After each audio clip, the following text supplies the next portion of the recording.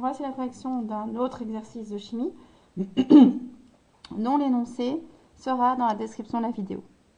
Donc, nous allons commencer par écrire l'équation pondérée de cette réaction. Donc, nous allons faire réagir de l'acide chlorhydrique, donc HCl, avec de l'aluminium pour donner du chlorure d'aluminium et un dégagement gazeux de dihydrogène. Alors, on voit ici qu'il y a 3 Cl et 2 H2. Donc ici, ce n'est pas pondéré puisque je n'ai qu'un seul Cl et un seul H. Le plus petit moyen multiple, commun multiple entre 3 et 2, c'est 6. On va mettre 6 ici. Si je veux pondérer, donc ici j'ai 3 chlore, ici 6 chlore, ici 3. Je vais donc multiplier par 2 cette molécule. On aurait donc 6 chlore. Ici j'ai 6H, ici 2. Si je multiplie par 3, j'ai alors correctement pondéré mon équation. En tout cas, d'un point de vue H et d'un point de vue Cl. Il faut maintenant que je m'attarde à l'aluminium. Ici j'en ai 1, ici j'en ai 2. Je vais donc multiplier par 2, ce qui me permet de pondérer entièrement mon équation. Et de passer à l'étape suivante, qui est la lecture molaire. J'ai donc ici 6 moles qui vont réagir avec 2 moles pour donner 2 moles, et ici 3. Dans mon exercice, on me dit que j'ai recueilli, donc, pour l'étape suivante de la résolution, données inconnues, j'ai recueilli 5,6 litres. Je mets cette donnée entre crochets puisque dans mon tableau, tout doit être en moles. Je vais donc devoir convertir ceci pour que ce soit correct.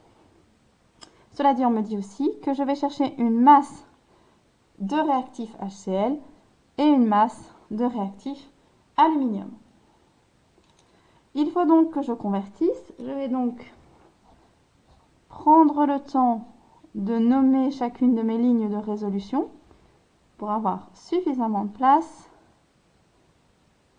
pour faire mon tableau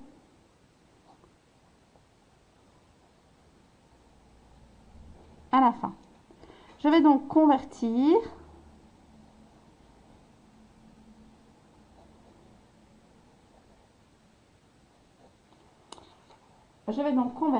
ici ma donnée pour l'avoir en moles. Je vais donc transformer un volume en un nombre de moles.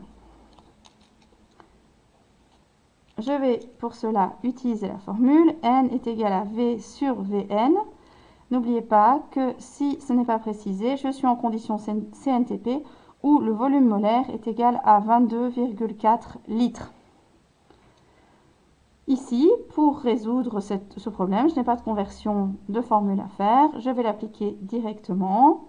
Je vais inscrire ici. N est égal à 5,6 divisé par 22,4, ce qui me donne 0,25 moles.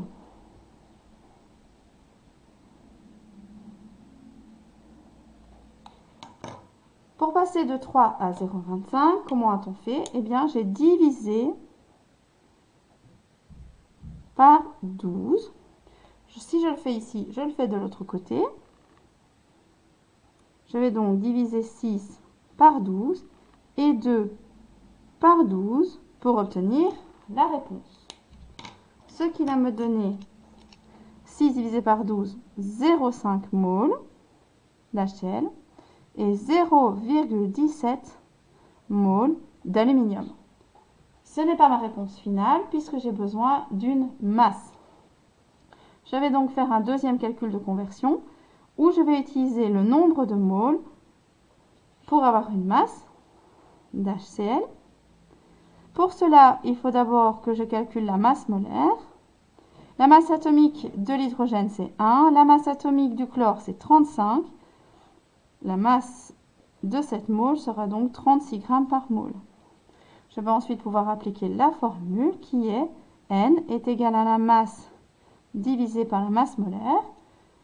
convertis ici pour donner la masse est égale à N, le nombre de moles, fois la masse molaire, ce qui me donne 0,5 fois 36, c'est-à-dire 18 grammes. Voici ma réponse pour le HCl. Enfin, pour l'aluminium, je vais procéder exactement de la même manière. Je ne vais pas refaire l'ensemble ici. La masse molaire de l'aluminium, c'est 27 grammes par mole. Je vais donc avoir une masse qui est égale à 0,17 fois 27. Ça me donne donc 4,59 grammes. Et voici ma réponse finale pour l'aluminium.